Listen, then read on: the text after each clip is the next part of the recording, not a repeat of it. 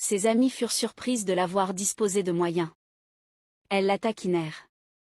Mais Amaka avait surtout du goût et du sérieux. Elle aménagea un espace classe, propre et lumineux. Elle accueillit bien la clientèle. Sa technique était impeccable et son service irréprochable. La clientèle afflua. Les trois amies décidèrent de louer un appartement plus correct. Teniola, n'ayant pas de revenus, se tourna vers son petit ami fortuné qui paya sa part. Shizon n'avait personne pour l'aider et ne travaillait pas. Elle ne contribua pas vraiment au loyer. Amaka paya sa portion sans discuter. Puis elle meubla presque tout par amour, sortant de l'argent de son activité pour acheter meubles, télévision et ustensiles. Elle ne se plaignit pas. Teniola et Shizon ne faisaient pas de recherche d'emploi et passaient leur journée à la maison. Elle mangeait la nourriture achetée en commun sans penser à laisser quoi que ce soit pour Amaka.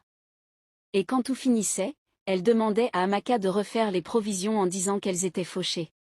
Amaka supporta cela pendant des années, payant même un loyer qui avait expiré, sans poser de questions parce qu'elle savait qu'elle n'avait pas de source de revenus.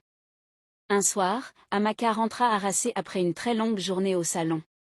Elle voulait simplement manger, se laver et dormir. Mais elle trouva l'appartement bondé, la musique à fond, des inconnus partout, le frigo vide, tout ce qu'elle avait acheté avait disparu. Furieuse, elle appela Teniola et Shizon et leur ordonna d'arrêter la fête. Elles refusèrent. Amaka coupa la musique et fit sortir tout le monde. Teniola et Shizon s'emportèrent et crièrent qu'Amaka était devenue fière parce qu'elle payait le loyer. Amaka répondit qu'elle ne l'avait même pas prévenue et qu'elle n'aimait pas leur manière de vivre, que faire la fête chaque jour n'avait aucun sens. Elles l'accusèrent de les mépriser parce qu'elle avait une activité stable. Teniola claqua la porte. Puis, pendant 2 semaines, elles firent semblant d'être aimables jusqu'à ce qu'Amaka, pour apaiser les tensions, leur présente des cadeaux et des excuses de paix. Ensuite, Teniola harcela son petit ami pour qu'il lui ouvre une petite boutique. Il accepta. Mais Teniola n'avait pas l'ardeur du travail.